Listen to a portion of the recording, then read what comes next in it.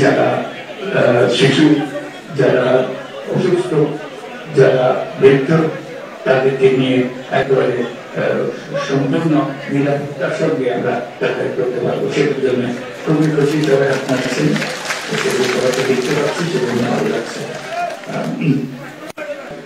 বন্ধ সবকিছু চলছে। এখানে আসলে নিজের বাড়িতে যাওয়ার সময় কোথায় মধ্যযুগীয় অবস্থার মধ্যে আমাদের চলছে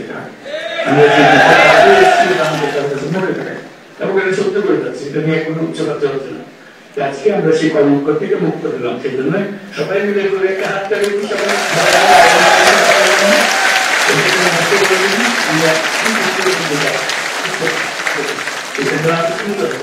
শুরু করুন। এর থেকে আরো সুন্দর ব্যাপার হয় নিরাপত্তার সঙ্গে সঙ্গী যাওয়ার কথা শুনলে মানুষের উপায় না করে যে কি বিপদের মধ্যে ঘুরতে যাচ্ছে এরকম যেন মানুষ ঠিক আছে। এবং শুধু নিজেরা যাবো না, এখন বন্ধু বান্ধব বিদেশ থেকে যারা আসবে তাদের সবাই তিনি ওখানে যাবো, ঠিক আছে।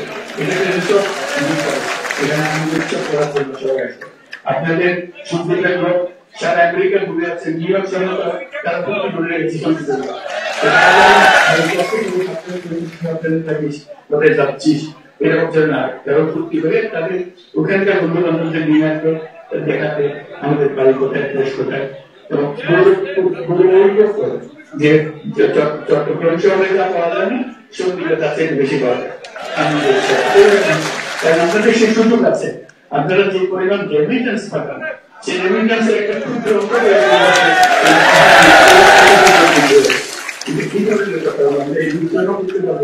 আপনাদের পয়সার অভাব হচ্ছে না, এটা তো মনে হয়। এটা শুধু আপনাদের সেই সুযোগটা যাতায়াতের সুযোগটা করে দিলে সমস্ত দেশে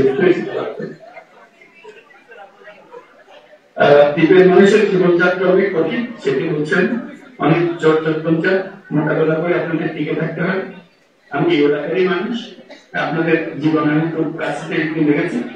সরাসরি গাড়ি চলাচলের কোনো ব্যবস্থা ছিল না, অ্যাম্বুলেন্স না চলার ফলে অনেক রোগীর সন্দিক থেকে চট্টগ্রাম যাওয়ার পথে রাস্তায় মারা যায়।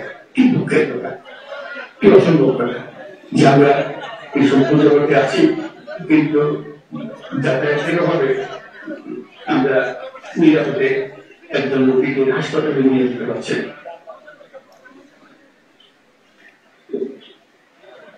সন্দেহকে নৌবন্দর ঘোষণা, কুমিরা মুক্ত করা, ঘাট উন্মুক্ত করা, ঢাকা কুমিরা বাস চালু করা, ফেরিঘাট এলাকায় সংযোগ সড়ক নির্মাণ এবং নৌকা নিয়মিত ড্রেজিংয়ের উদ্যোগ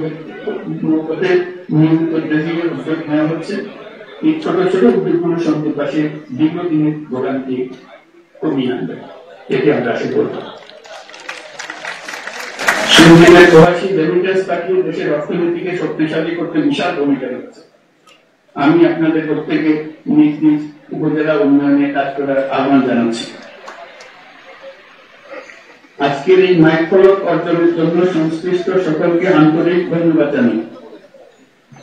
50 বছরেও যে কাজ হয়নি আজকে সেটি খুব কম সময় সম্পন্ন করেছেন তারা। ফ্রি চলাচল নির্বিঘ্ন রাখতে প্রয়োজনীয় সবকিছু আপনারা করবেন বলে আশা রাখি। এইভাবে ভারসাম্যপূর্ণ উন্নয়নের মাধ্যমে সম্মিলিতভাবে বাংলাদেশ এগিয়ে যাবে এবং সন্দীপ এই অগ্রযাত্রায় নেতৃত্ব দেবে, সেটাই হলো কথা। আপনারা নেতৃত্ব দেবেন, সারা বাংলাদেশের জন্য নেতৃত্ব দেবেন। কারণ আপনাদের তো বুদ্ধির অভাব নেই, আপনাদের প্রযুক্তির অভাব নেই, আপনাদের টাকার অভাব নেই, কৃষির জন্য আপনারা চিন্তা করেন। কাজে আপনারা নেতৃত্ব দেবেন, সেটি আশা করছি সেটাকে যার উন্মোচন হলো। আপনাদের সবাইকে আমার শুভেচ্ছা জানাচ্ছি, সালাম জানাচ্ছি এবং অগ্রিম ঈদ মোবারক জানিয়ে রাখছি। ঈদ মোবারক।